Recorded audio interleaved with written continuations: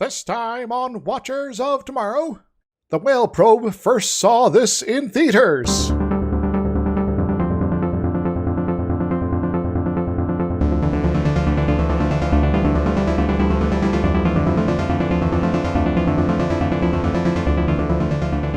Hello everyone, welcome to Watchers of Tomorrow, the sci-fi review and critique show. We're putting the humanities back into science fiction. My name is Gep, and I'm joined as always by my friend and co-host Dr. Izix.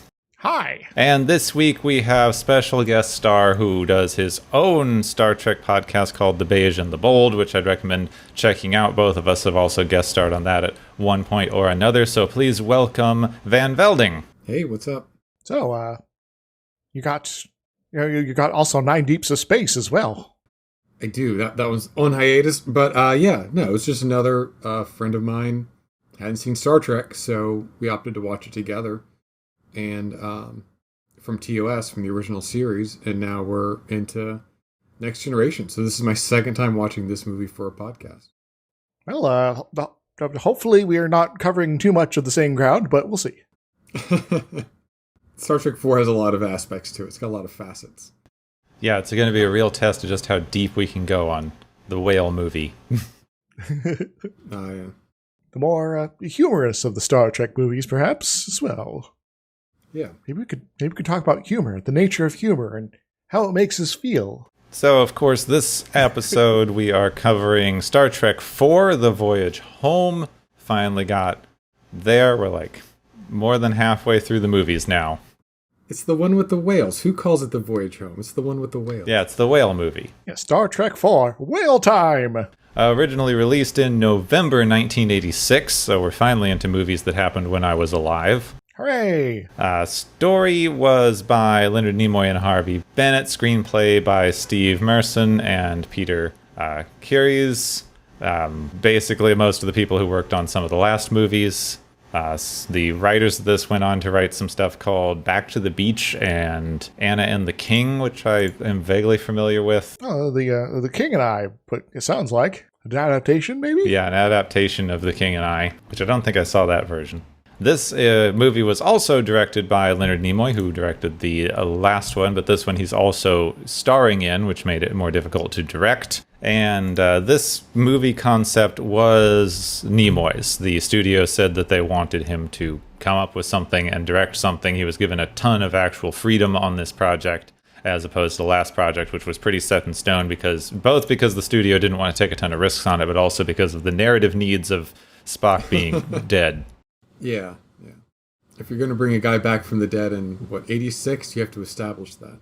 You're no longer a corpse, so you can kind of do whatever you like this time. You can't just have Spock come out of a shadow and reveal that he's still alive and not answer that question for 2 years. No, that stuff wouldn't fly in 1986. True. Though, something of that sort kind of happened on Lower Decks recently. I mean, yeah, it's 2021. Yeah. Now no one cares why anyone comes back from the dead. We're too used to it. Narrative death no longer matters. Maybe in my writing I should bring back narrative death. Then every death sticks forever. So, of course, as for the cast, we still have all the original cast from the show and the last couple of movies. Robin Curtis shows up for one scene as Saavik. The last time Saavik or her shows up, she just gets left on the planet. Or XP Valeris shows up in Star Trek 6. Yeah, the bargain bin version of the bargain bin version of the original Saavik. Yeah. We also have Mark Leonard back as Ambassador Sarek, Spock's father. We have Brock Peters playing Admiral Cartwright, who we will later see as Benjamin Sisko's father in DS9. Maybe this is like his granddad. I mean, or maybe it's just... he's also Admiral Cartwright in Star Trek 6, I think.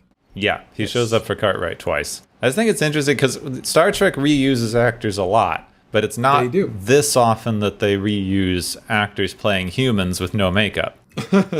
Yeah. I mean, maybe he's just a good actor. I mean, he is. And then the main guest star of this particular movie is Catherine Hicks, playing Dr. Gillian Taylor, the whale biologist. I didn't load up my Futurama quotes. So Yep. I'm out of jokes. So, she's been in a number of things, including Seventh Heaven. Who's the second person from Seventh Heaven we've gotten so far. Yeah. As well as a lot of other shows that I am not familiar with, like Ryan's Hope and Tucker's Witch. But she was in like the TV series for The Bad News Bears. Yeah, she also was in the original Child's Play movie. She got fairly well known around this time period for playing Marilyn Monroe in Marilyn the Untold Story. And she was very recently in a movie that I just had to mention and look up because it's called Ghost Phone. I think there was a Dennis Quaid movie like that with the telescope. If I'm guessing my plots correctly. I'm assuming a lot from Ghost Phone. This seems the full title of the movie is Ghost Phone: Phone Calls from the Dead. Dun dun dun. I mean, that could be like, a discount Sixth Sense, or it could be just ghosts screaming at you. Okay, I watched the trailer because I was very curious, and I wouldn't even recommend doing that because the trailer was difficult to sit through. Wow. A guy's girlfriend dies and then starts calling him on his phone, and it's not even a, oh my god, how do you deal with death thing. There's some sort of death conspiracy or something else, and it ties into some sort of app that they were very heavily trying to advertise that I didn't bother looking up, so... So there's a death phone ghost app? Yes, there's some sort of ghost phone app. She's blowing up his phone even though she's dead. I've dated guys like that. So yeah, she was in Child's Play? She was in the original Child's Play? Yeah. All right. And then as pictures in every other Child's Play, she's credited as in a photo in every single other one in her credits. Keeps What coming back. character could she play? Karen Barkley. It doesn't help. The only character I know from Child's Play is Lon Suter, the guy whose name I can barely remember, who's a great actor, who does the voice of Chucky, but who was also in Star Trek Voyager. Brad Dourif. Brad Dourif, yes. Yeah. So Okay. Brad something there. But Brad Dourif will be in Star Trek a lot later, so... I don't mean to get ahead of us. No, unfortunately, I looked around at the various, actors and then the secondary actors and the random people that don't have names that show up. And I wasn't able to find anyone that was in the FBI. But there is an FBI agent in this one, so... I guess that can count. This is the first thing we've hit in a year that didn't have someone from the FBI in it. Was Eddie Murphy in that show? I don't know. Okay. He wanted to be in this movie. So. Yeah. The biologist character was originally planned to be Eddie Murphy, but he wasn't going to be a biologist. He was going to be an astronomer that found who knows what.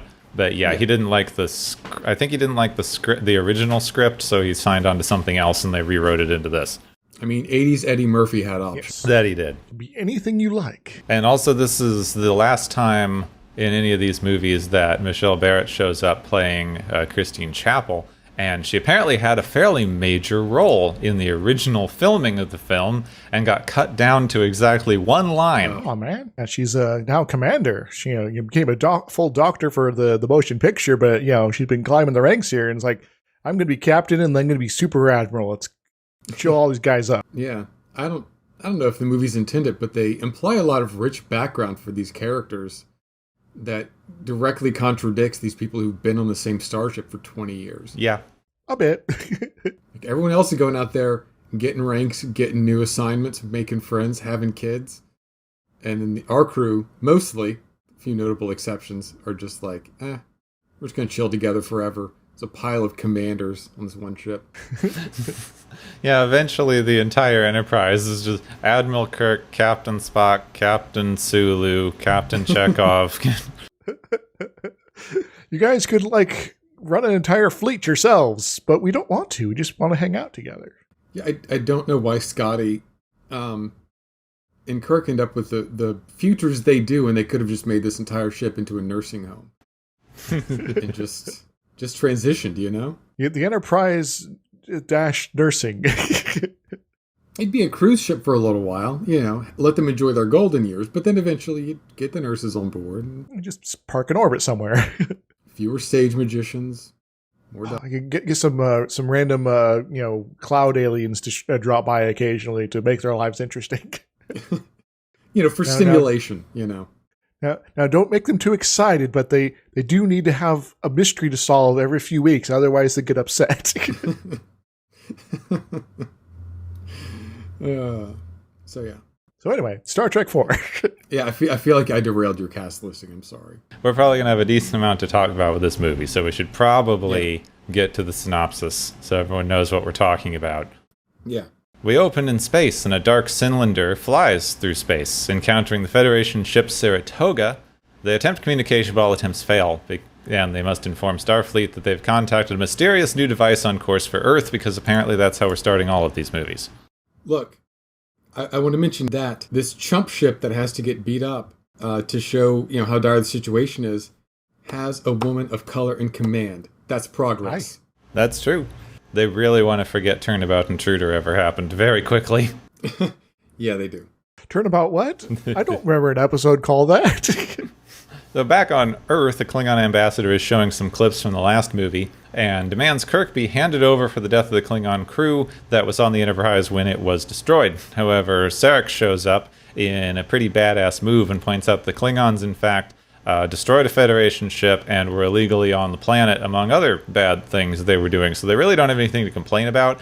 And I'm not really sure why the Federation is entertaining this idea when, like, the Klingons definitely showed up and definitely killed everyone on board a Federation science ship. Yes. I'm sure he's got time to speak in the itinerary. That's how it works.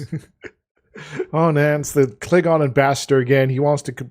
What does he want to complain about this week? Well, a bunch of his people died because they were being basically pirates, so... Eh? They let Ted Cruz speak. Come on. The Klingon ambassador swears revenge on Kirk, and we're going to get to that in about 2 movies. Yeah. It's very efficient, though. It's a very efficient recap. Meanwhile, the crew of the Enterprise has spent 3 months on Vulcan since Spock was returned to his body in the last movie. In that time, they've repaired the Klingon ship that they captured and renamed it the HMS Bounty after the infamous mutiny ship.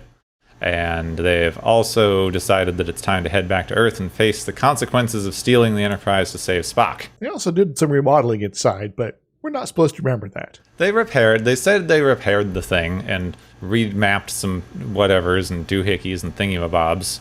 They pumped all the steam out. Like, nobody knows what their ships look like once you pump the steam out. Yeah. There are at least 3 dozen Vulcans working on this ship constantly the entire time. They could have remodeled the thing. Make it look entirely different if they liked. There's some questions about the size of this ship that come up throughout the movie, though. Yeah. A little. Implicitly.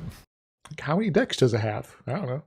Spock, now back to himself mostly, is up the hill training his mind and getting back in shape, I guess. He's being simultaneously tested by a computer on physics, math, philosophy, and all kinds of other things, but he's stumped by the question, how do you feel? Weird, arbitrary question that doesn't belong in a test. True, but I think the New Order would enjoy it, though. The ability to generate BS is a vital social adaptation. You need that lubricant, man. That's true. When people ask how you feel, you got to say, I'm good, how are you? Therefore showing the skill of deflecting from your true emotions and pretending to care about other people. That's vital stuff, man. So that's apparently a pretty uniquely American way of dealing with emotions and small talk. So that says some things about this culture in the future we got here. When your son dies and comes back and you ask him how he is and he says nothing for 3 months in a row, you put it in a test. If that's all he's going to listen to. Yeah, because his mother shows up and says that he needs to come to terms with his emotions if he wants to get back to normal after everything that's happened. Emotions? What are those? Now, back on the Saratoga, the probe is coming closer and sends out a powerful signal to the ship that sounds very strange and overloads all their systems and leaves the ship without any power. Saratoga getting kind of janked like that. I don't know, this feels like it might be a trend going forward. Oh, what? Oh, come on. Look, it's just a big piece of geometry in space. How often could that happen? So back at Starfleet Command, they're getting very similar reports from every ship that has encountered the probe. And the probe's going to be at Earth soon, which could cause problems. It seems to be cruising pretty fast here. You guys should have probably noticed this a lot sooner. If they put in a toll booth, they would at least mitigate some of the problems they have with this happening. This is all unknown to the crew of the Enterprise, who are taking their confiscated ship back to Earth, and should arrive sometime after the probe is going to get there. And speaking of, it's arrived at Earth. It shut down all power on orbiting ships on the orbiting space dock, and then sends a massive beam of something or other down into the ocean, which starts evaporating it on contact and creates massive storms across the planet. It might be apt to mention that all three of us, as we're recording, are experiencing storms of some sort. Yeah, I heard some thunder in the recording earlier. So. Yes. I'm not experiencing a storm. I'm going to be experiencing a lady named Ida in about 36 hours. As the situation worsens, the president of the Federation issues a planet-wide distress call, which is not really so much a distress call as a don't come near Earth call. Go away, everyone. It's kind of the opposite of a distress call, in fact. Yeah, it's like a real bro thing to do. Like, so many planets in Star Trek could do the same thing. Everyone else in Star Trek is like, oh, wow, we totally screwed our planet. Should we put up a probe for, like, our last message? It's like, no. Nah.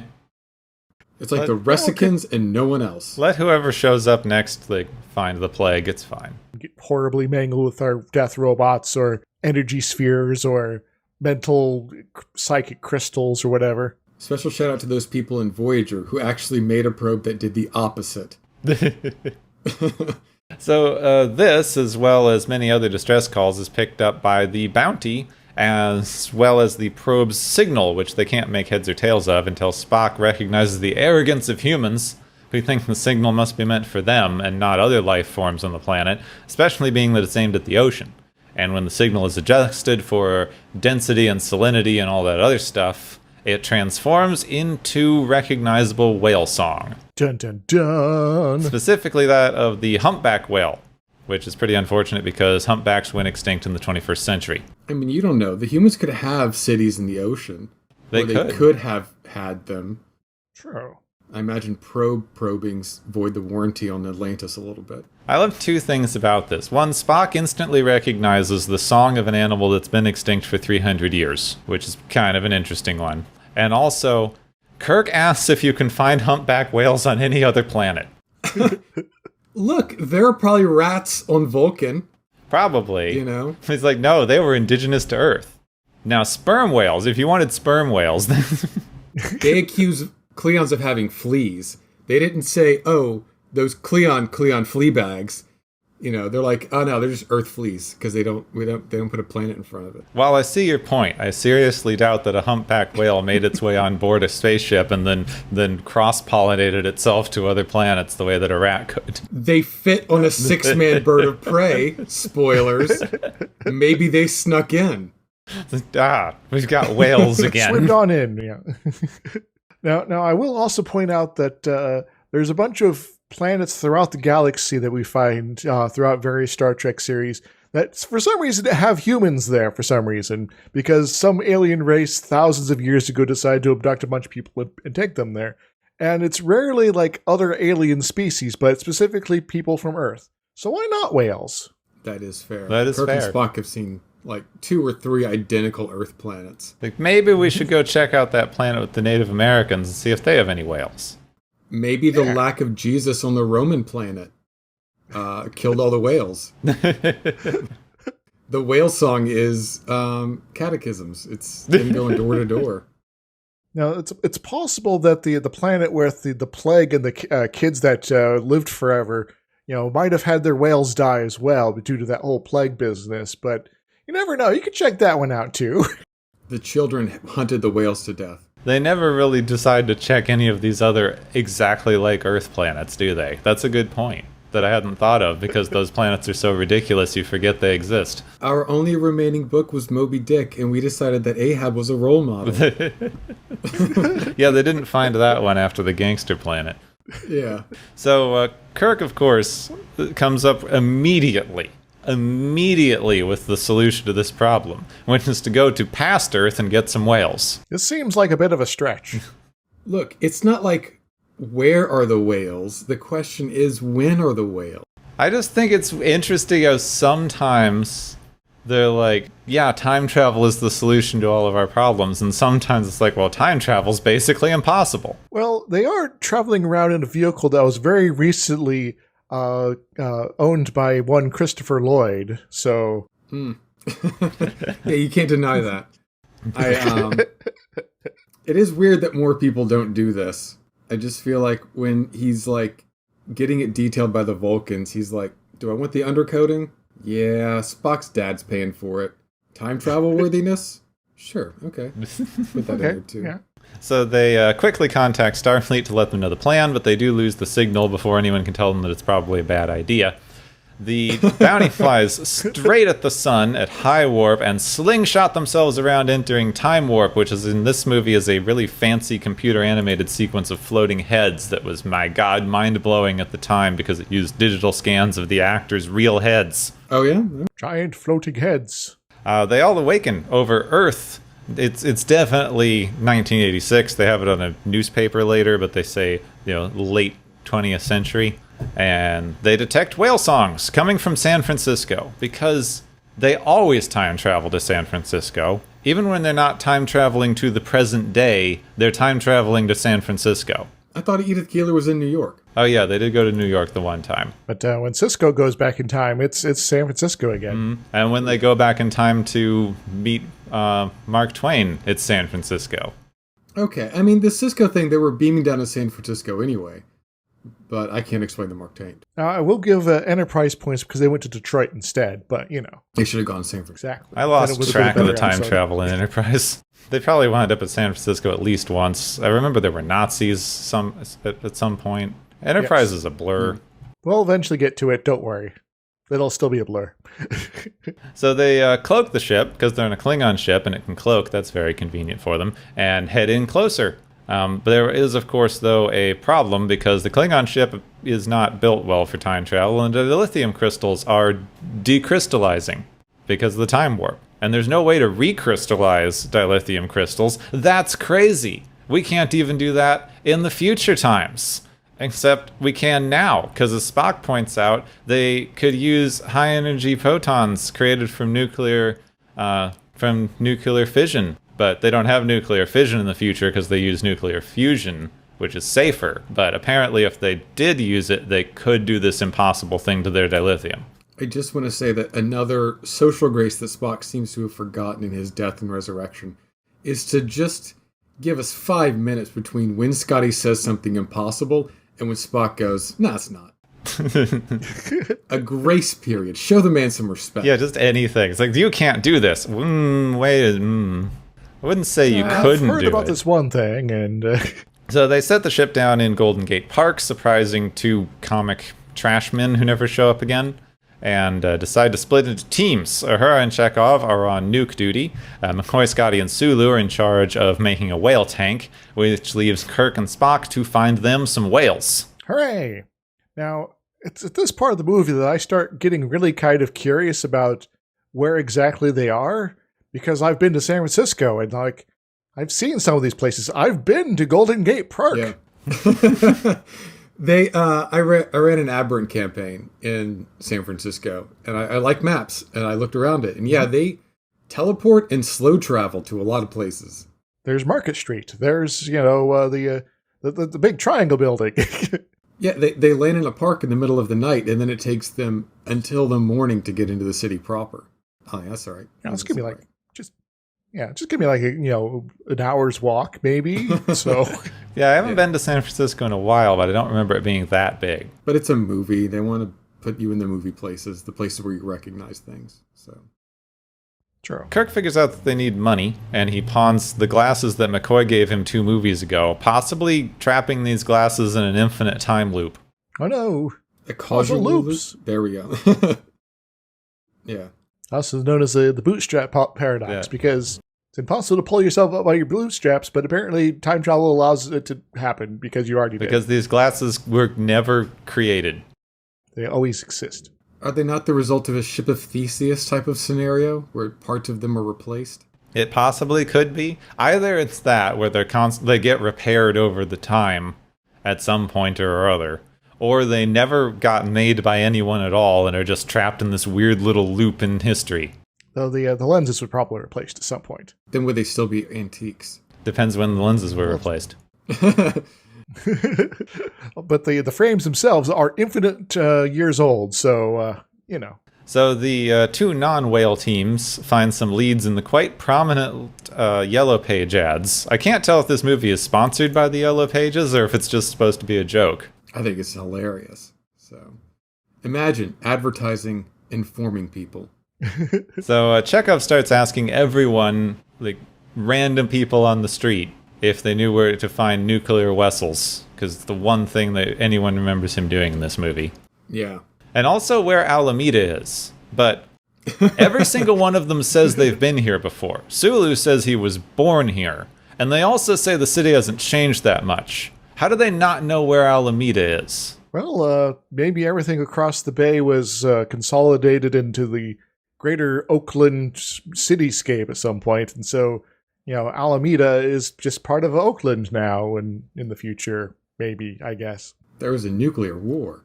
There was. It destroyed Alameda, but not San Francisco. Look, we just call that the West Coast Wasteland, okay? Oh, shoot. The original Fallouts do take place in the West Coast. Yeah. Darn it. The Boneyard.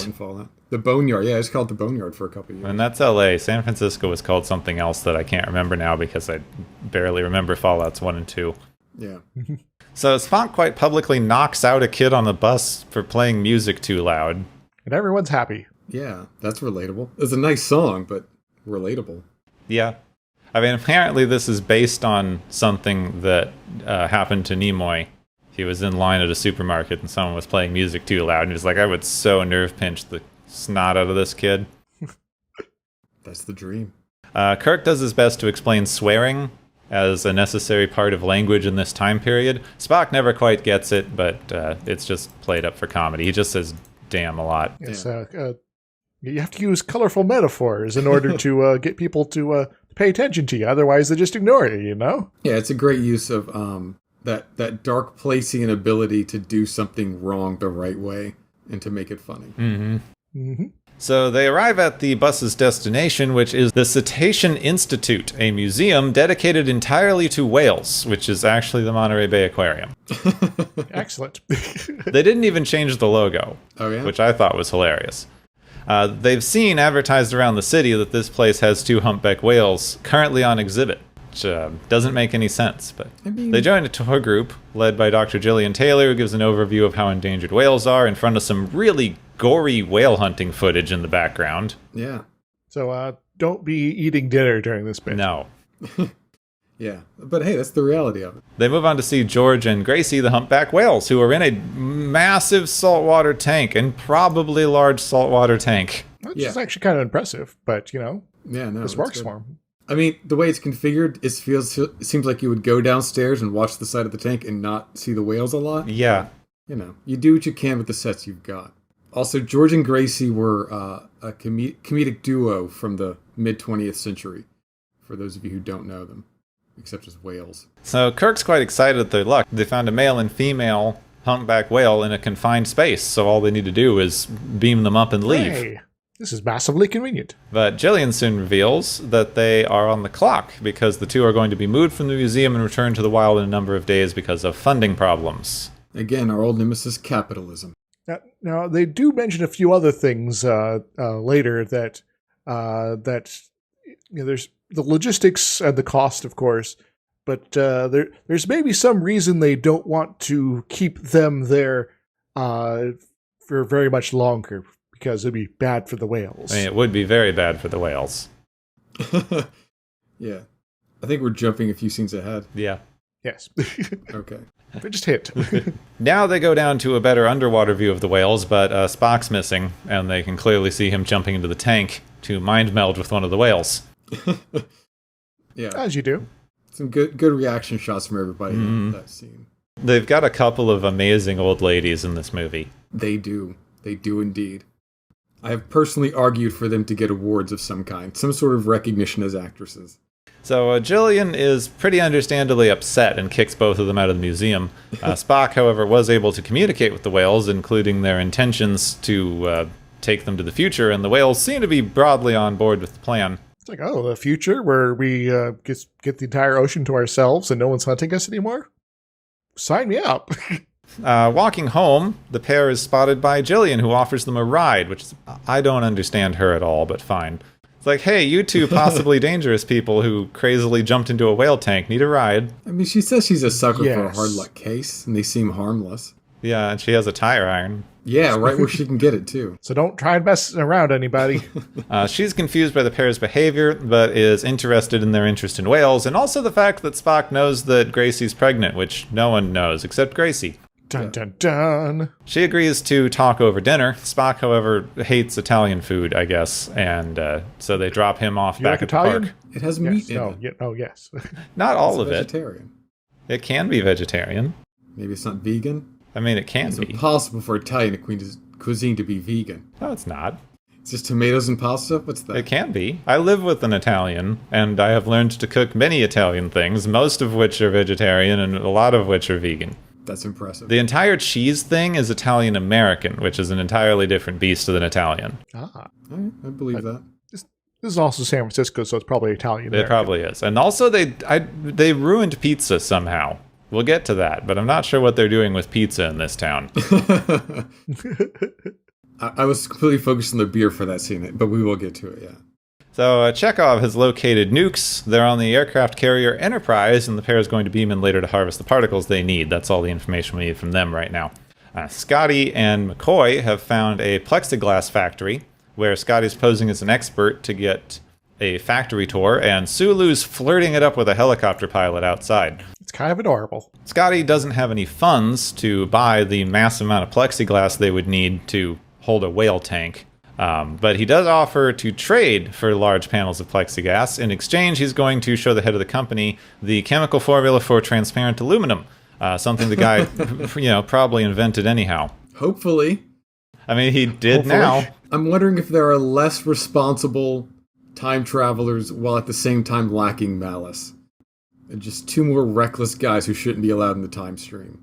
Now, when I was much younger, I thought he was giving the formula so that they could get this guy to actually make transparent aluminum. But, now that I'm a little bit older and able to pay better attention, I now know exactly what's actually going on. That's what I always thought, too. But yeah, no, they get giant panels of plexiglass. Right, which is, like 6 of one, half dozen of the other. Like, it's a pretty simple, implicit deal. It's not Qui-Gon Jinn betting on a pod race. You have, for some reason, decided that the whale tank that is inside your spaceship must be clear, and therefore you have created a problem for yourself that you would not otherwise encounter. True. Like, well, we could just put giant pieces of steel in here, but no, we need to be able to wave to the whales. Okay. What are you going to do with all that blue screen? Just going to throw it out? No. At the Italian restaurant, Kirk and Jillian order 2 large pizzas. They each order a large pizza. And this bothered me because you shouldn't do that. You can't each eat a large pizza. Then later when they get the pizzas to go, they wind up with a tiny personal-sized box. I mean, it's lunch the next day. Look, they're going to save Earth. They're that confident they're going to call their shot, okay? I'm so confident we're going to survive the time travel trip to the future, the release of the whales, and the probe. I'm going to bet sausage and ham.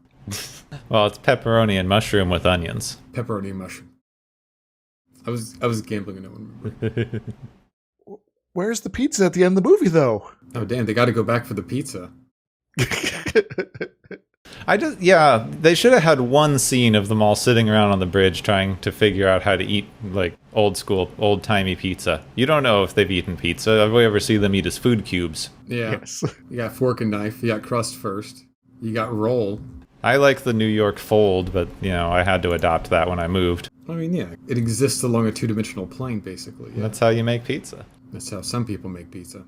So, over pizza and really bad beer, they discuss whales.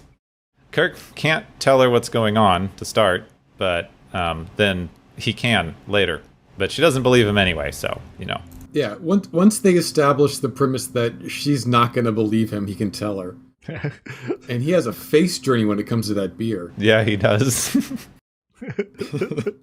Well, this is what people of the century drink.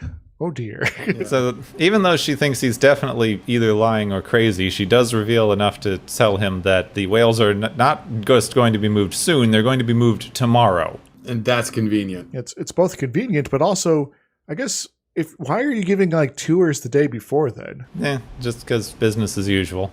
They're doing everything they can to make money to keep the whales. There's a pop and lockathon happening that night at the marina. Just there's like a big thing in the background, $10,000 more we can keep the whales. So being even more on the clock, Kirk freaks out and makes them leave. She has to pay because they don't use money in the future, of course. Very convenient, Kirk. Today, you don't use money in the future. Not like when you had the mining episode with Mud. That was a resource allocation issue. They have mentioned credits before. So they head back to the park. She still doesn't really want to help the crazy spaceman, but she still trusts him a weird amount for him being a crazy spaceman. It's like, well, I've probably hung out with a number of folks that are probably crazy spacemen of various sorts before, so this is maybe par for the course. But this one seems a little bit more believable than most of them. They do have, I always have to skip past lots of stuff, but this is Kirk's most famous comic line. Oh, you're from outer space? Like, no, I work in outer space. I'm from Iowa. Like me. Yeah. But he's dressed nicely. You know, that counts for a lot. Mm-hmm. That's true. He's got that spiffy new uniform. Uniform-esque civilian clothing, yeah. So on the Enterprise, Chekhov and Uhura have beamed into the reactor room and begun harvesting particles. It takes a bit, and they are noticed because of an energy drain in the engines. Uhura is able to beam out, but the transporter's on the fritz, or there's too much radiation, or some such thing, and Chekhov is captured. Yeah. Very accurate portrayal of naval ships, by the way. They did film on a naval ship, just not the Enterprise. It's a non-nuclear naval ship, because you're not allowed to film on a nuclear naval ship. Yeah. Now, I will also... My science nerd side is be like, that's not how fission reactors work. You start extracting random photons that are going through your casing there. No one's going to notice a power drain. Yeah. No, like, there's nothing special about any of the energy that's getting out of that shielding. It's like you're just... Don't you have a solar panel in the future? You need those photons to power the boat. Make boat go. But they're just warming up the plating. Okay, I guess. Never mind. Moving forward. The Chekhov is taken to the most ineffective interrogator in the Navy, who lets him grab his weapon, which doesn't work because of radiation or something, then just lets him run out the door, and then they chase him for a while until Chekhov accidentally falls off the ship and is taken to the hospital. Well, maybe they weren't taking him super seriously because he just seemed like he was completely out of his mind. Yeah, they did call him the R word. So. Yeah, they did. You don't even have a guard on the door? No. The guard was on break? I have Shrug. not. I will admit, I was never in any of the armed forces, but I get the impression from people I know who have been, they take things a little more seriously than this, generally. Yeah, I wouldn't know what the SOP is for that, but I would imagine, having been in the Navy, that when people are on your ship, you kind of put them in a brig, and then you'd probably give them to a federal agency, and then they would do the interrogation. You don't interrogate them with their gun sitting between you in the middle of the bridge? With in the very same place where you kidnapped them? No. Like, let's remove them from this entire situation first, so that just in case something goes horribly wrong, we're not making things more complicated. The next morning, Jillian shows up to work to find the whales gone. They were taken in the night to avoid a media circus, because that's how easy it is to move whales, I guess. The Pop and Lockathon failed. But Dang it. do you like the San Francisco Chronicle? Did they have a reporter coming at noon? Like, you did what? You were going to write a story? She said it was going to be a media circus. Yeah, what whales? And then, like, there's going to be a media circus over an empty aquarium tank. She immediately heads to the park to find Kirk, because he said he could help, I guess. And she walks into the cloaked Klingon ship. Also, she sees Sulu lowering a plexiglass with a helicopter into apparently empty air. Yeah. You know, Scotty's up there too. He's just kind of floating with his upper body being disembodied like that. It's fine. So you're telling me in the span of, 24 hours, 36 hours, there was nobody in a public park in San Francisco that could have walked into this thing? Nope. No one saw the smashed trash can underneath the foot of the thing, or the giant indentation it made in the ground, or noticed that they've been flying massive panels of plexiglass back and forth on a helicopter through the park. So maybe everyone that's been going to the park has been going to the California Academy of Sciences or hanging out the polo field instead of wherever this happens to be. And they're just really distracted for this day. It is San Francisco. They might have just all been really high. It's like, oh my God, there's a wall here. Dude, did you see this wall here? Visible man. You guys are attributing to them far nobler motivations than me. They beam Jillian aboard because she's found the ship anyway. She has just enough time to be mildly confused before her locates Chekhov, and they recruit her to help them break into a hospital. Because I guess she's the only one who knows what doctors look like. We need your help. And they do immediately cut from tell us what doctors look like to them wearing scrubs in a hospital. They had to wear scrubs for that, so they may not. I guess if she was really helpful, she said, look, just wear a polo shirt, have a clipboard, and a bouquet of flowers. You can go anywhere in that hospital. But yeah. Yeah. Here to deliver these to Chekhov gonna bite it. There we go. They carry Jillian in on a gurney to disguise themselves. McCoy is disgusted with the state of medicine and technology in this place and gives a woman who's waiting for dialysis some pills on their way to find Chekhov. They arrive just before the surgeons are going to cut his head open, and McCoy gives the doctor a drumming down for practicing the best medicine he knows how. Like, you might be a world expert in brain surgery here, but you are a butcher, man. What's wrong with you? Don't you know that we have future technology? Yeah. Who is this crazy person? What is happening?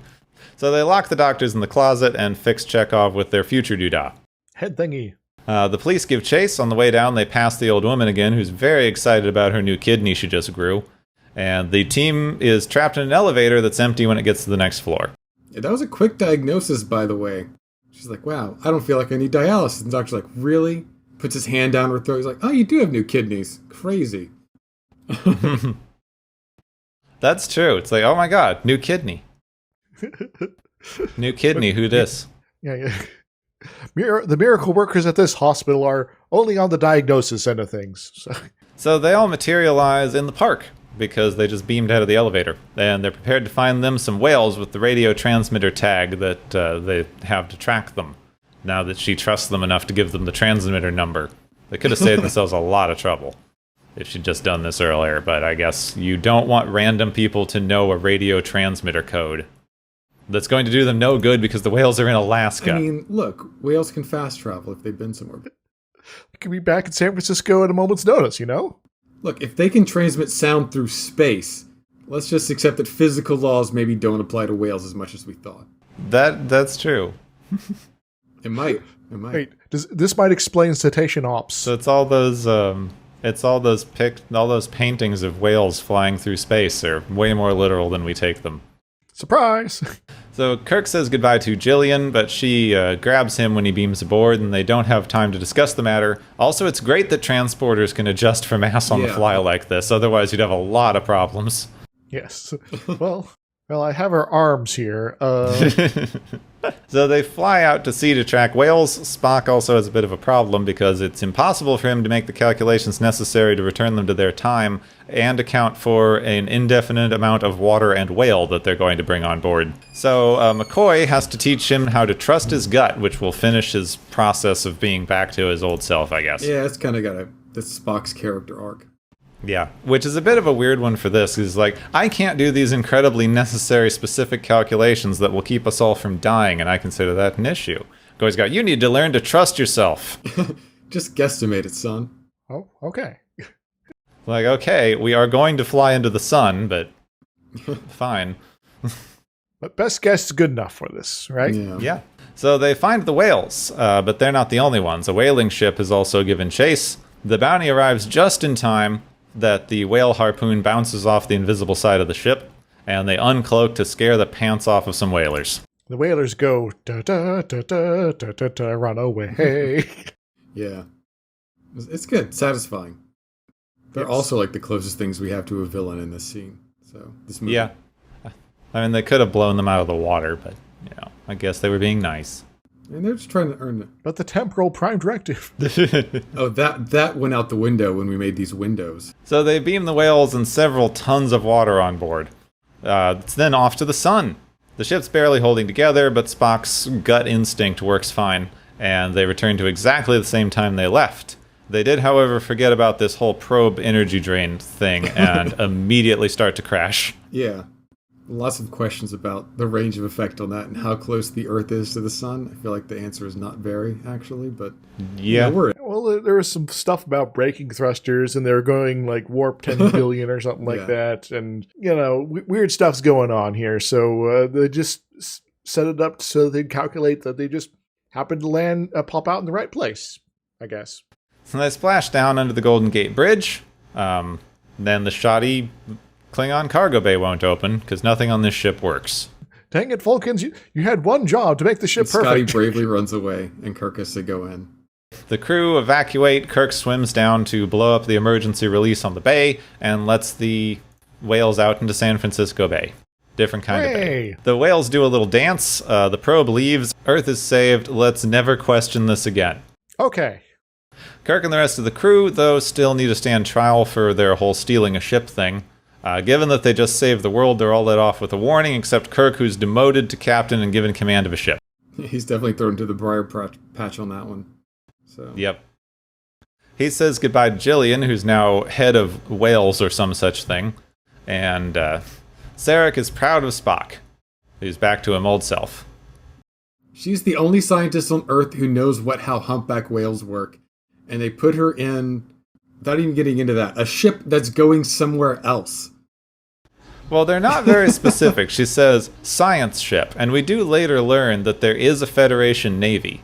I mean, Federation science ship makes even less sense. Starfleet's Federation science ships. I have many problems with this scene. Yeah. It's like, oh, cool, woman from the past. Go do science. Oh, okay then. Maybe it's just like they put her on a spaceship, but it's just going to keep orbiting Earth. Maybe. I mean, I've played Stellaris. I know how it is. This is how they handle temporally displaced people who just show up, like they tend to in this series. They just send them up on a ship. They say, okay, we're going to integrate you into society, step into this freezer pod, and then they just blow them backward in time through the sun again. Lots of questions about why everybody doesn't warp themselves around the sun all the time. Yeah. Well, the calculations are just hard, man. They have calculators. Sure, it's not a Spock, but they have calculators. Spock's just better at this than other people. Spock's able to do math 3. I know Klingons aren't great with spreadsheets. Like, canonically, they're not great with spreadsheets. But, like, the Romulans have to be good with this kind of stuff. That is true. The Romulans should be able to do this whenever. So I think there was a book about that. Basically the entire plot of the new Star Trek movies. I was about to say, you think the Romulans would have done that when their sun exploded? And I'm like, oh yeah, right. Their sun exploded. That would make it hard. Maybe their sun exploding was a result of their time travel adventures. Did you go with your gut? Yeah, no, you can't go with your gut on that. Well, we went back in time, but we also destroyed the sun in the process, so...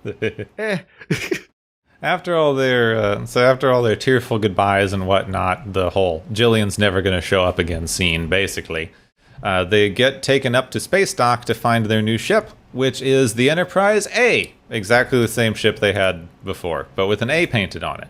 Yeah, status quo antebellum, anti-whalesome. Yep. So, like, I hate saying this. This is not the last time Star Trek is going to do that stuff. Ship blows up, give us the exact same ship. TNG, of all things, it got this right in their movies. It's shocking. Mm-hmm. I know, they changed it. It's like, well, we've had the Enterprise D for, 20 years now. Maybe it's time to upgrade. It was 8, but yeah. That huge, expensive ship they only made 12 of. 8 years of shelf life. I mean, technology advances fast. Yeah. I'm sure the Enterprise E can deflect a planet when you fly into it. The Enterprise E is almost as big as the Galaxy class. It just doesn't look it. It's longer, see? It's very strange when you look at that. So anyway, they're back on the bridge, and they're out onto space in their next adventure. Hooray! So what's our next adventure? Oh, you don't want to know. We got Marvel Comics. Okay, then we won't talk about it. For a long time, you got Marvel Comics. Oh, that's true. Yeah, they fight their equal middle-aged counterparts from the Mirror Universe.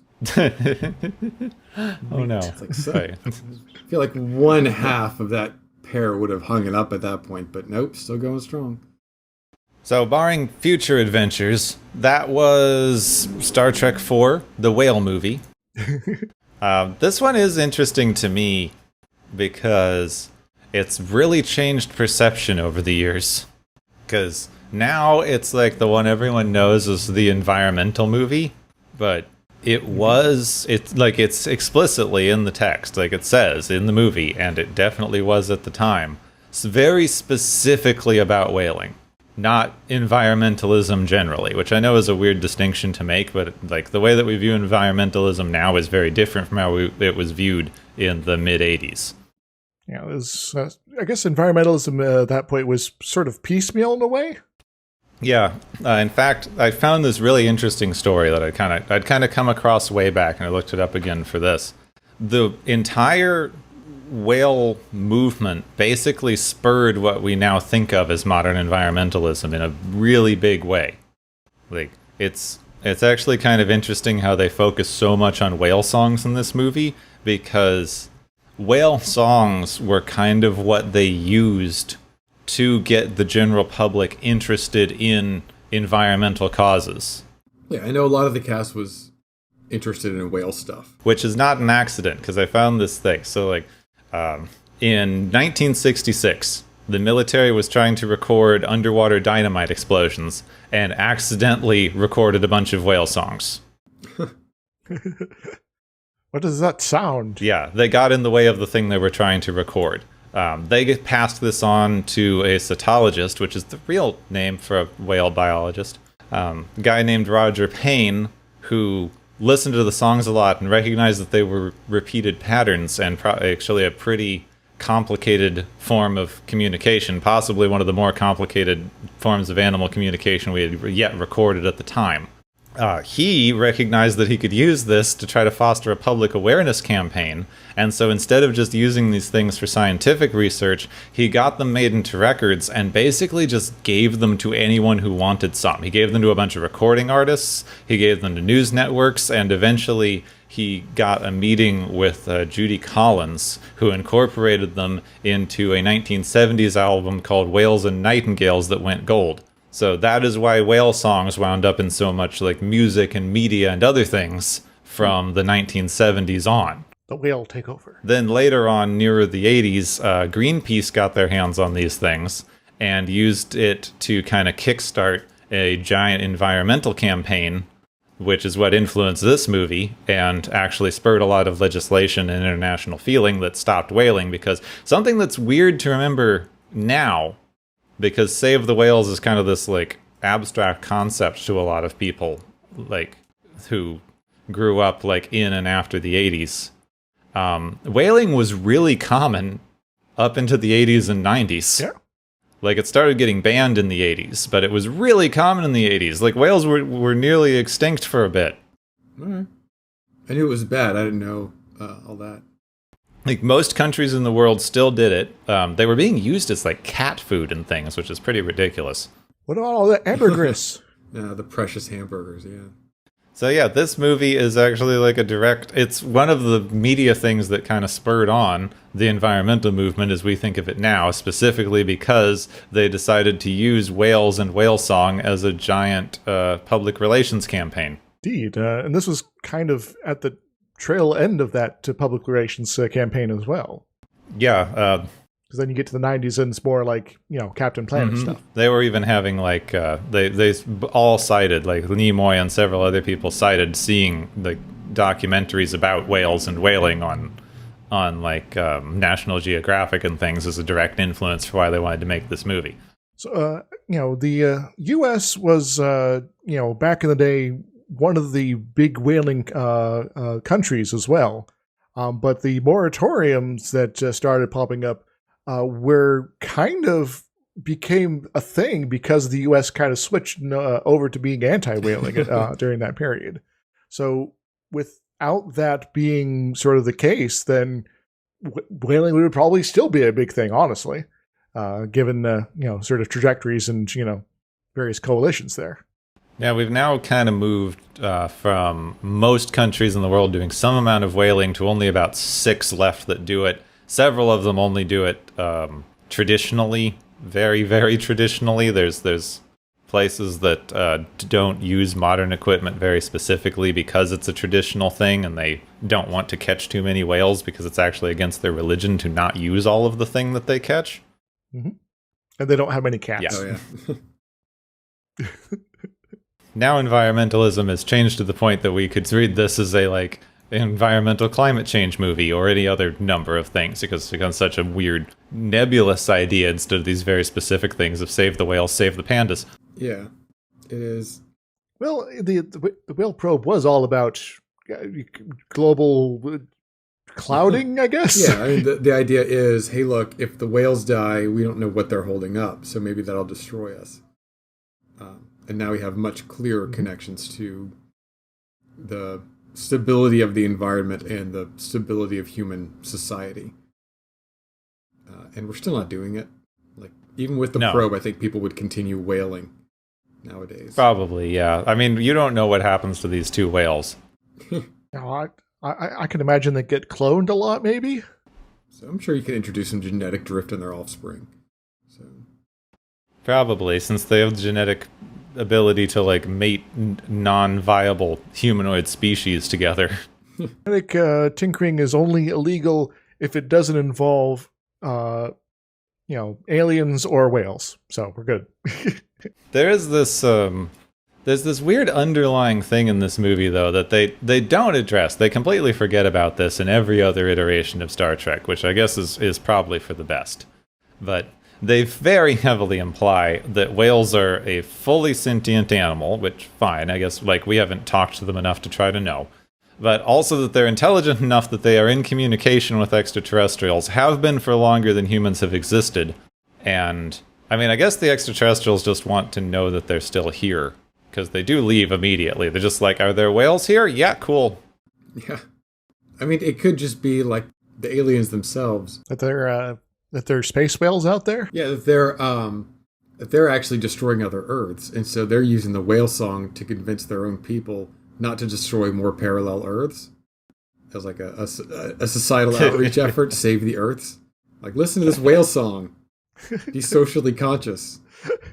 And this did have a bit of the vibe of the other thing that happened from whale song becoming widespread and popular, which was also a bit of a problem, where it intersected with the sort of drug expanded mind new age movement in the late 60s, 70s, and then very early 80s, that decided that whales and dolphins and other cetaceans must be completely sentient and have a human-like intelligence because they're doing something that sounds to us like music. And that's when you get all these weird things like giving dolphins LSD to see if you can teach them to talk to people. Was LSD known for its ability to make people cogent and help them learn new languages? That was the theory. Okay. Somehow. When you're sufficiently, tripping out on your LSD there, lots of interesting things start making more sense. Look, I have no problems providing LSD to dolphins for the dolphins to take and for us to study. But it would be nice if the dolphins were consenting and understood what was going on. Yeah. Yeah, I don't know how you communicate tripping balls to a dolphin. But or as they say in this movie, LDS. Right, yeah. Yes. Which also has some troubling implications. These movies, oh my god, Star Trek gets so conservative when you start looking at it too much. Because they're carrying on the general idea that drug use must be inherently evil and bad that was being very, very pushed in the 80s with their anti-drug campaigns. So by the time you get to the future, they don't even know what drugs are. Because they were so bad and evil, and obviously an advanced society would have no need for such things. Well, they may not call it LSD. They may have actual, like, Latruda or whatever. Like, would there be street names for drugs in a society where people responsibly use drugs in moderation? I mean, there'd probably be more interesting names for them, actually. Maybe it's called LDS in the future. That is true. It's a religion. It's a drug. It's a lifestyle. The Church of LDS, Latter-day Saints. No, it's LSD, but misspelled. Lysergic distro something, man. It's got chirality. Or maybe it's like, you reverse some of the chemicals and it's like even more potent. And so it's like, we're we just made it all the better. Just we just didn't do manufacturing techniques. It's super LSD. It's LD super, which is what it is. I mean, you don't want to do that. I was reading something about this not too long ago, and like, you need such incredibly low doses of this stuff already. Do you want to make it more potent? Maybe they did. Maybe they made some LSDS. Maybe they need the super potent version so that they can cut it with other things, and you can like put it in your like soap or something like that, and so you just get a little trippy when you ever wash your hands. And that encourages people to wash their hands. Makes sense. We should try That's a that. good idea. We should try that right now. See if it helps. It can absorb through your skin. So maybe that's how they get everyone to vaccinate in the future too. Again, I'm willing to try it. Seems like a good idea to me, honestly, at this point. Oh, yeah. So, people can disagree with me, but it's interesting. I remember this from when I was younger. I haven't gotten a chance to rewatch this movie in quite a while, but I remember from when I was younger, this being one of my favorite of the older Star Trek movies. I think it's like an objective favorite. I think this is, with inflation, like the highest grossing Star Trek movie. Yeah, it is. But what's weird is watching them in very quick succession, which I've never done before. I've never watched them like one a week like this before, because why would you? The comedic writing doesn't hold up as well as I think it does in some of the other ones. And a lot of the situations that they're in are inherently funny. They're in what should be an inherently funny situation, but it's not quite being handled as well as it could be to make it funnier.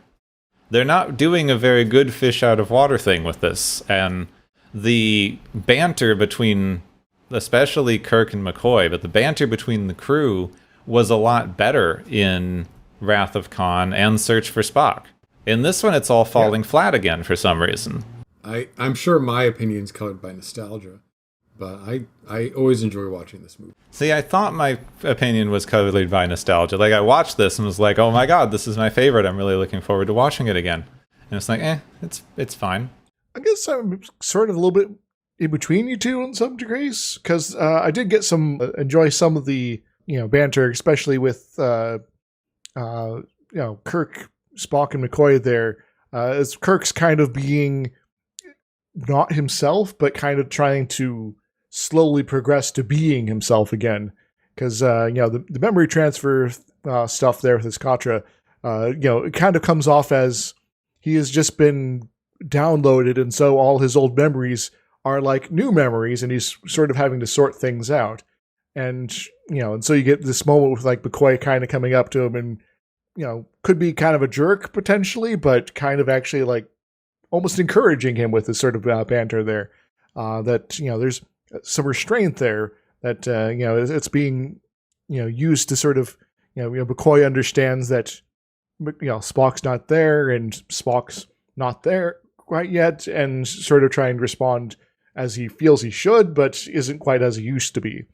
And so there's some good moments there, I'd argue, and I still enjoy a lot of the sort of humorous situations and jokes and things like that. But I guess I don't enjoy them as much as I used to. But that might also be because, in some ways, I've maybe seen this movie too much. Maybe. So there is, a certain level of worn out carpet, I guess. Just kind of going over the same areas a lot. I do think that something that I think is pretty telling is I had completely forgotten basically every interaction between Kirk and Jillian, because the two of them have no chemistry. It's very weird. Yeah, it's a little weird there. It's like, all right, so we're supposed to be here together, interacting. Okay, so we're reading our lines, and Shatner's being kind of, silly there, but it's kind of more Shatner being Shatner than, anything else. They go through a lot of the romantic motions you would expect of a love interest for Kirk, but they don't seal the deal, as it were. Which is good. I'm glad they end up as good friends or whatever, and then she kind of does her own thing. So I think I don't know if you're supposed to feel that or not. It's kind of, again, It doesn't have to be romantic chemistry. Exactly. Like, I'm glad that they didn't go with a weird, creepy Kirk romance either. But, like, they are setting up for one, which is a bit strange to begin with. But, like, the pizza scene should have been really, really funny. And it wasn't as much because the two of them just aren't delivering their dialogue in a way that makes it funny. I'm always charmed by it. So again, I maybe should be recused from this part of the conversation for being nostalgic. I mean, that's fine. We are all nostalgic. We're all about equally nostalgic of this movie. It's fine. And again, I'm kind of in between you two here as far as my appreciation of that particular scene. I'm still getting a chuckle here, but I can very much see both your points. So, dang it, I hate being in the middle on things. I'm not saying it's like structurally good. I watch a lot of modern stuff. Your BoJack Horseman's, your Rick and Morty's, your Community, and I guess Community went off the air like 5 years ago. But anyway, it's like you can look at those jokes and you can see how they're constructed. I was watching the conspiracy theory episode of Community where Jeff makes a fake class, and then it ends up with each person shooting other people as part of like a series of nested ruses against one another, with prop guns. I was gonna say, you're like, okay, like it works. What's that? Oh, yeah. It's not a ruse if it's a real gun. That's true. That's manslaughter. So there are levels to it. Like for each level of ruse that goes up, as you realize the thing to go around, you're like, oh look, there's reasons for this and this and this, and then it's like, oh, at the end there's a lesson about not using prop guns to make a point to your friends because that's messed up. That's like, well, the network didn't want it to be a bunch of people shooting each other with no consequences. So it's like, well, the ultimate loop is kind of editorial fiat. But like, you look at that, even that makes it funnier because that lesson is just absurd. And so you're like, okay, I can unpack this, and I can watch this scene a couple of times and kind of discover something new and kind of realize this reaction's an actor doing a believable fake reaction. And then this is the same reaction, but it's more real now because the actor's actually trying. And you can pare it back and do a lot of levels. Appreciate a lot of levels to it. And you definitely don't have that with this movie. It's very much, haha, that's funny, unexpected. There's one layer to that. Yeah, a very, I guess, shallow sort of experience, I guess. Yeah, which is good enough. Good enough for a movie that people, are probably going to watch once in a theater, might buy on VHS. And I can't really put my finger on it exactly, and I wish I could. Because, there's scenes, in Wrath of Khan, when Kirk and McCoy are bantering with each other when they're, in a life and death situation, which never makes any sense, but that's how the banter in these things work. And it's, funny and endearing, and you actually buy them as real friends. And then there's, McCoy and Scotty bantering in the plexiglass factory that should have the same kind of feeling, and it just doesn't as much. I mean, we know those characters from the original series. What we don't know is we don't know McCoy Scotty from the original. That dynamic is almost completely unexplored. The dynamics we get from TOS are Kirk, Spock, and McCoy based.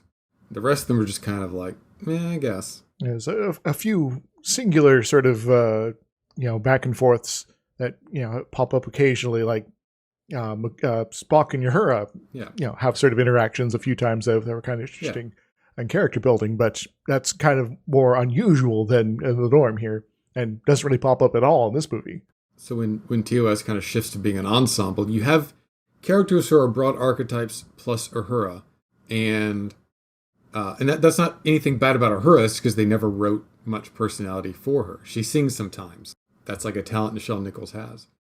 So I think it'd be very hard to show authentic chemistry between them because there just isn't anything there to build on. I don't know. Are the Spock Kirk scenes working for you? Broadly. Not as well as some other things, which I understand they're trying to do as Spock's not all himself yet. Yeah, that makes it harder too, yeah. But yeah, they're just not, the Spock trying to curse jokes. I see why. Maybe I'm getting more spoiled by modern editing as well. Yeah. But I liked them in the last movies. So, Spock trying to curse should be funny. There's a lot of stuff in this movie, and maybe it is possibly that I just watched it when I was younger, and now I'm watching it more as an older adult than I think I've ever viewed it before. So, that Like, Everyone's gotten cynical. there's a difference between like when you're a kid and you see something that should be funny, you often recognize that it should be funny and find it more funny. As an adult, you're looking for some sort of layers in the thing to make it actually funny. Yeah. When we watched the original series, we came up with a term called the 300-year-old glasses, right? There's a planet with kids, everyone who hits puberty dies, but everybody ages really slowly. And it's been 300 years. And some kid has glasses still. And it's like, if that episode was better, you wouldn't care.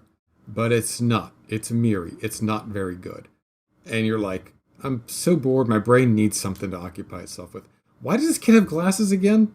And it's like, you don't ask that question if you're having fun. Yeah. If you're drawn in. Yeah, I always say that with the fan fights. Like, I still read some stuff online when people get really ticked off at like Discovery for not having the correct ship proportions or whatever. Yeah, that's because you weren't enjoying the story of the episode enough, and now you're like, well, how did they have the space for that? Instead of, it doesn't matter because I was enjoying myself. Right. And this is a movie that I think you kind of have to enjoy. And once you stop enjoying it, there are a lot of questions. And I don't want to say it's just a joke as a deflection at that, but it is. It's just a comedy. This is one of the first ones that really needs you to like not think about it. Maybe that's why it was so popular. Yeah, because it's like, oh my god, we need to save whales. It's like, but why? Why is this alien here? Why did they come all this way to find whales? Not find whales, then find a whale and leave. What are they communicating to each other? Do we care that the whales are communicating with aliens? Apparently not. Yeah. Just that they need to keep communicating with them. And if we don't have whales, then we can't do that. So we need to fix that. The problem solved. This is looking at it, such a weirdly American way to handle something like environmentalism, especially in the 80s when we were still doing a lot of superpower stuff, which I guess we're still doing now, but we're showing some cracks at this point. Yeah. They aren't really doing here's why you should care. Here's like environmental things. Like, I understand they don't have a lot of time to set up some of this stuff, but the environmental message of this movie is if you don't take care of the environment, something is going to come kill you. Yeah, it's definitely founded on some generalized anxiety. And the solution is, like, I appreciate that the solution is not violence. I appreciate that the solution is, let's care for things and save stuff and protect things. But there is very much this hit it here and you win the movie type of thought behind it, instead of this is something you just have to do every day, and you have to change how you live, and you have to be aware of your surroundings and be aware of what other people are doing. But instead, we just go back there and grab some whales and take them back to the present. Done forever. The whole thing is a little bit individualistic, because in an individual ship, in this case, but like an outside force is threatening you to do something. Every message, like now Kirk, the individual, has to go back in time and fix it. Every message that they really give about this in the show is people need to care more. Each individual needs to do something. They never spend any time, and they don't have time in this, but I feel like it's a systemic problem across environmental movements. They don't spend a ton of time going, here's some systemic problems that we need to work on fixing. It's the same kind of thing that we're hitting with some like climate change and global warming stuff now. It's you as an individual need to stop buying as many plastic bottles, and you as an individual need to start eating less meat or using less energy. Never mind plastic bottles are a byproduct of consumerist pop industries changing laws so that they can specifically make a bunch of disposable bottles without having to worry about the consequences like they did originally when bottles started being taken out and companies were mandated to collect their own trash, which we all forget about, or that the meat industry is like producing a lot of greenhouse gases, but each individual not eating as much meat is not really going to change that because we have too much built up structural stuff behind perpetuating a meat industry that holds up a lot of the economy in the United States. I'm sorry. I lost you when you said pop instead of Coke. Unbelievable. I mean, I have no idea. Where I was born doesn't have a specific word that means soda. We switch between a few things. Where I moved, I think, is supposed to use soda, and sometimes I use pop for no readily apparent reason. Yeah, but like, it is hard to tell a story where, Kirk goes back in time and he raises class consciousness, and makes people care, and then alleviates the economic factors which lead them to kind of a forced indifference or a constant state of consciousness of inadequate action for an important issue. It's a squishier story, which is true, but they still do a bit of a. They're still doing a bit of, and like I don't know. I'm going to criticize it constantly, even though I recognize that it's that it would not be an easy message to get across. Like they could have the same movie where they need to go back in time and save the whales and bring them to the future. They're basically doing a hard reset on us messing up things in the past, but they could have tried a little more to get on the message of things need to change instead of why didn't anyone care more. Yeah. And like you said, that's systemic, and it's just what it's built on. Now, maybe change it up a little bit so that they go back in time, meet Gillian, and Spock's like, she's important. We need to now take her to the future, because when we get back to the future, we learn that from her experiences there, she was a founding member of some organization that actually went out and spread a wider understanding of these issues, and was able to actually engage in systematic change. That was maybe perhaps too late for the humpback, but was able to save a number of other whale species. And so in the future, they're able to sort of appreciate these things because of these sort of unified coalitions that she joined with a bunch of other people with. But that's not the movie we got. That's a good idea. That's a good way to spin it. Yeah, then you can do a City on the Edge of Forever, but slightly less creepy. It's a little Edith Keeler-ish, but it's still good. It's still good. So the idea is sound. I mean, it's not like they didn't rip off 2 episodes of the original series for the motion picture. So, I mean, let's keep it going. Yeah. What do you mean this isn't Nomad? It's doing the same thing. It's bigger. It's a cloud now. And it paid the toll road to get to Earth, okay? It's And creepy as heck. I like it. So, do you guys want to hear a little bit about the International Whaling Commission? So, it's a international body founded in 1946 that was basically set up to encourage sustainable whaling practices. And so it's sort of like, we're going to have these rules as far as how you do it. So if the whales have calves with them, you probably should kill them, because then you're basically killing 2 whales for the cost of 1, or for the acquisition of 1, I guess.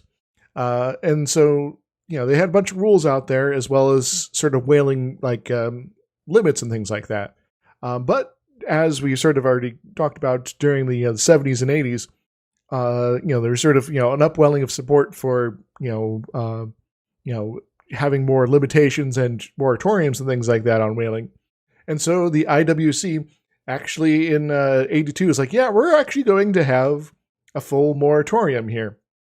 And so in 1986, that moratorium went into effect, which is also the year this movie came out. And, whaling was solved forever. Actually, it wasn't. But, that was sort of the attempt there. But it was also very much a case that if, as I mentioned, if there wasn't sort of a change in perspective for the U.S., then the building up the coalition of member states of the IWC would not have done that. But they were all pulled off, and so I think the only nation that ended up voting against it was Japan, which then also kind of has its own current shenanigans going on with whaling. So the sort of moratorium went in to sort of discourage a lot of whaling, because we're kind of running out of whales, guys. This is what our current plan here isn't working. Also, people kind of are not so keen on us whaling in general, so so a lot of countries either cut back or banned it entirely at that point. But once again, Japan kind of was doing its own thing, and they used a sort of special out in order to keep up their whaling industry, because they were doing it for, quote, scientific research. Yeah. So it's like, we're, they're mostly going after specific sort of whales, but occasionally picking up others in the process. It's like a mink whale or something like that. But and a few other sort of, species there. There's, and so they would go out and basically just kind of keep whaling at reduced rates compared to what it was, but they were still doing it, including in like international whale preserves, which is kind of a big no-no even then. And so there's was a lot of outcry against their whaling industry for the longest time until the middle of this last decade, where they're like, you know what, we're just kind of say screw it to all this IWC stuff and just kind of go back to whaling in our own territorial waters without just any limits. So screw you guys, we're going to be awful on this particular issue here. So Japan's kind of the odd one out as far as the international community goes at this point. So that's kind of some information about the IWC.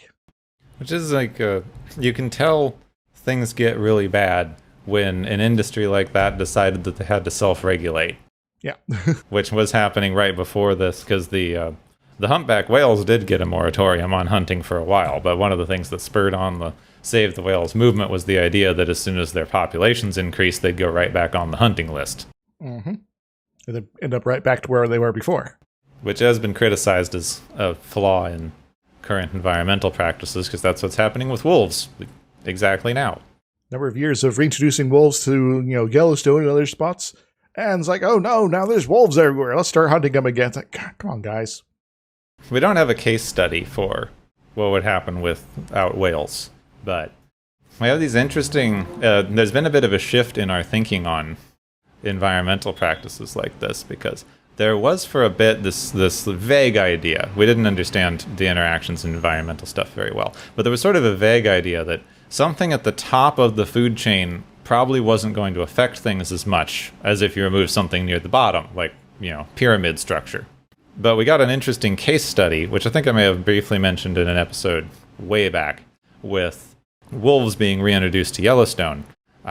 Because the fact of an apex predator being introduced into a location, not only does it help keep the population of various animals down, which of course you can also do through human hunting, which is what we do with deer and other things that have been affected by the loss of large predators in North America.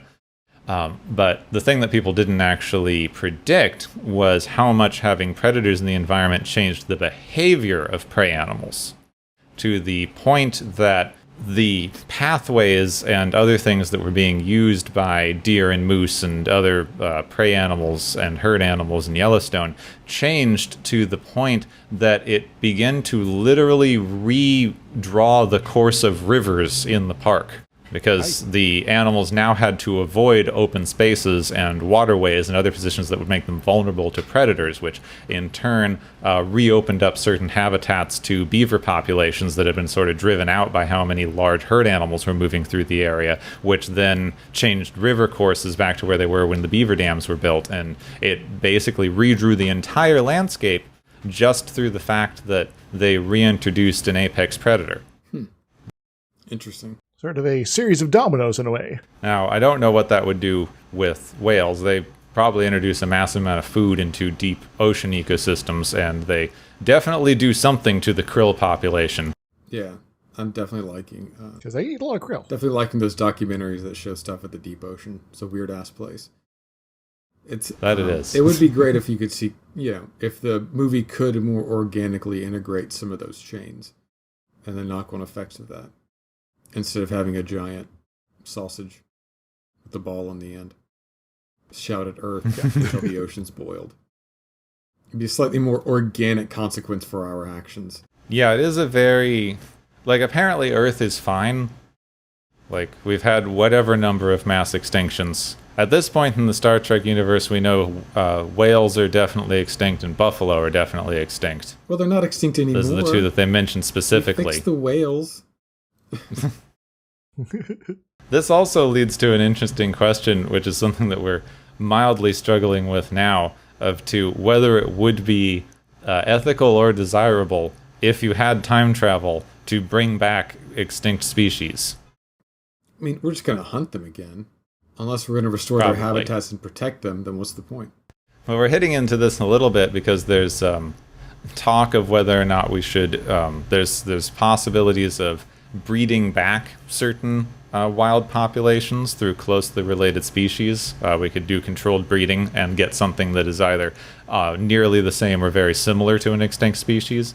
There's the possibility of cloning back animals. People have talked about this with woolly mammoths, but you could also do it with other like bird species. People have talked about this. And then there's a certain amount of genetic manipulation that people are talking about to get a similar species to re-enter the niche that an extinct species was in, which is very, like, basically the same thing as the breeding, just faster. And there's a lot of debate. Where does your responsibility as a human begin and end when it comes to something like dealing with extinction in the environment? Yeah. So I guess the first cut there would be to, are we responsible for this extinction or not due to our actions and general short-sightedness? If yes, then it's something we could think about. If it's not, then it's probably sort of, I guess we can sort of prime directive this and think, that was going to happen anyway.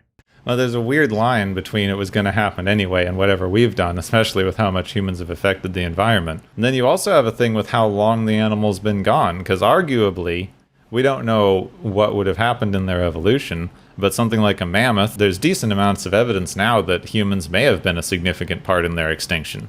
Maybe we could make new mammoths again, but have them be very good at resisting human hunting just in general.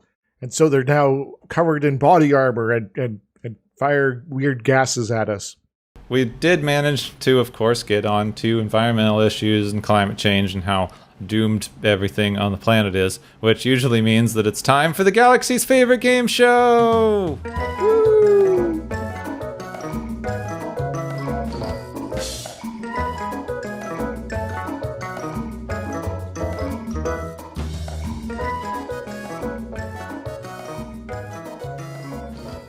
Hey everybody, welcome back to the galaxy's favorite game show here. We got our guest hosts here, Van Velding here, as well as Gepwin, of course, and of course our usual contestants of various Star Trek personalities, and some extra space-bound and water-bound friends as well. So everyone's been rocking up a bunch of points, and it's time to start handing out prizes. So the first one is the Time Warp Prize, which goes to Kirk and Company for traveling through time to save the future. What do they win, Gepwin? Well, they just win the time warp again. I hear it's just a jump to the left. Neither of you going to do the next line? I'm generally aware of Rocky Horror. The step to the right. There we go. So maybe Van will have to bring you back for a Rocky Horror Picture Show so we can do this little bit, completely out. Anyway, let's go on to the next one here. The second prize is the Berserker Button Prize, which goes to Dr. Jillian Taylor, because damn you for running off with her rails. I'll get you, Bob. I'll get you. What does she win, Gepwin? Sorry, Van. There we go. I'm going back and forth between you two. She's getting one less guy who toes the line between being romantic and a mentor figure in her life, which you don't need anybody on that line. It's weird. Good for her. Well, hopefully she'll not run into that sort of problem on that science ship of some sort. Our third prize is the Causal Loop Prize, which goes to Scotty, maybe, I guess, for spilling the secrets of transparent aluminum to the plant manager. What does he win, Gepwin? Scotty wins infinitely old bootstraps, which he can pull himself up with. And then we can also try to figure out how many accomplishments in human civilization were never actually invented by anyone and are just the cause of a temporal paradox. I've seen Star Trek 2009. It's Scotty's all the way down. Well, it's either going to be temporal paradox or that Methuselah guy that from that one episode who is like Leonardo da Vinci or something like that. Our next one is the Colorful Metaphor Prize, which goes to Spock generally for his attempts to fit in with the present day. What does he win, Van? Fucking nothing. He wasn't. There's no points for attempting. There's no crying in baseball, and you don't tug on Superman's cape. He gets nothing. He gets 2 whales. I think Spock will be good with either of those then. Our next one is the Sufficiently Advanced Aliens Prize, which goes to that whale probe for somehow being able to hear whale song from across the galaxy and also kind of suck out everyone's power while just casually dropping by. What does it win, Gapwin? Whatever aliens sent this whale probe, win industrial designers. Because it's a tube. It has texture, like a sausage. I'm reminded of that one bit from the Simpsons Halloween episode from 1996. What is this, some sort of tube? Ho ho! Our final prize is the What the Hell prize, which goes to the whales because they might be a bit pissed at everyone for, that whole extinction thing and now evaporating the oceans that the whale probe's up to. So what do the whales win, Van? They get to be kings of the universe. They rule 75% of the planet Earth. They get a seat on the Federation Council. Awesome. It's their planet. I'll vote for them. So the whales are now going to be in charge of Federation policy. The Klingons didn't know when they had it so good. Oh. So that's all I got here. Feel free to take us away. Well, thank you, everyone, for indulging us in whatever we're trying to pretend this is this week in the galaxy's favorite game show. Woo.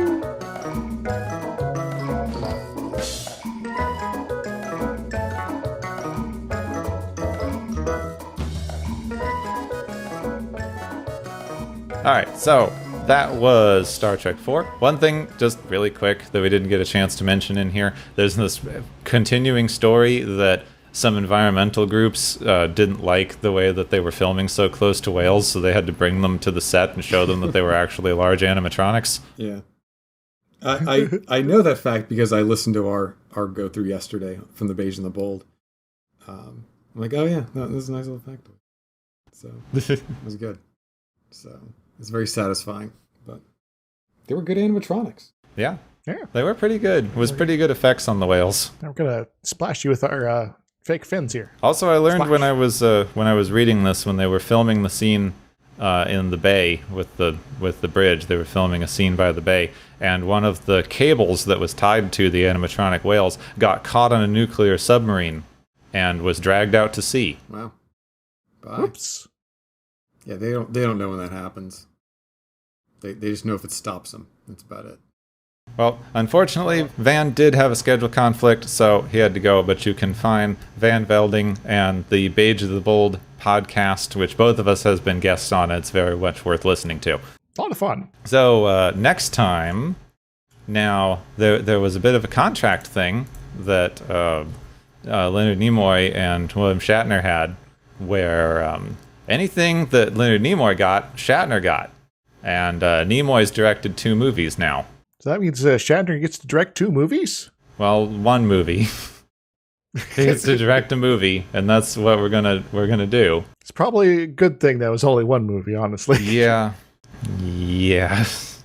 Maybe we should talk more about cloning and extinct species. So giant ground sloths are kind of neat. Nope, we got to do it at some point. So next time, we have the movie that was story by and directed by William Shatner. It's the one that no one can ever remember the name of, because I've talked to a lot of people about doing this series, and everyone, including me, can never remember the name of this movie, no matter how many times we talk about it. Well, it is sort of in the opening quotes of the Star Trekness in a way, right? It is. It just doesn't make any sense for its place in the timeline of movies. Because it's not the final one, and I guess there is some frontier business. Yeah, some kind of, I don't know. Anyway, next time we are going to be doing Star Trek V, The Final Frontier. Oh, are we going to have another guest? Yeah, probably. You can cover that. You've been scheduling these things. All right. Yes, we're going to be having an old friend for the show come back, Jesse Gender. Yeah, who previously got us to watch Cloud Atlas. I really enjoyed it. I'm really looking forward to figuring out why on earth she wanted to do this movie when there were other ones available. Why not? And I suspect, unlike the recording of Cloud Atlas, I'm not going to have to mute myself as I get a little misty-eyed about stuff. So, in fact, I might be more annoyed this time, but we'll see. Yeah, I'm going to see whether or not this or Cloud Atlas was easier to explain. Yeah, So, yes. Yeah. So, yeah, next time, Join us and Jesse Gender as we cover Star Trek V, The Final Frontier, the really, really bad one. Next time on Watchers of Tomorrow, Jesse helps us find God.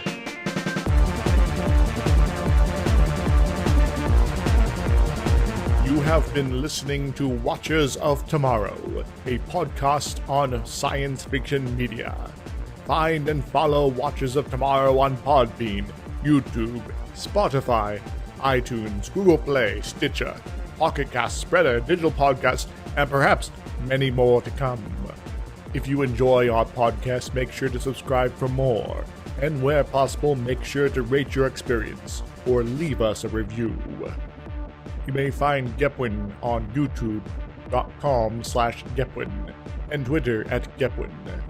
You may find me, Dr. Isix, on youtube.com/Dr. Isix and Twitter @IsixLP. Music is Waveform and Mori's Principle, both by DRKRN. You can also check out the Watchers of Tomorrow Discord channel. Make sure to share the experience with your friends, family, enemies, and alien overlords. If you feel you are suffering from transporter syndrome, please be aware that the next time you step off the transporter, that you, that is now, no longer exists.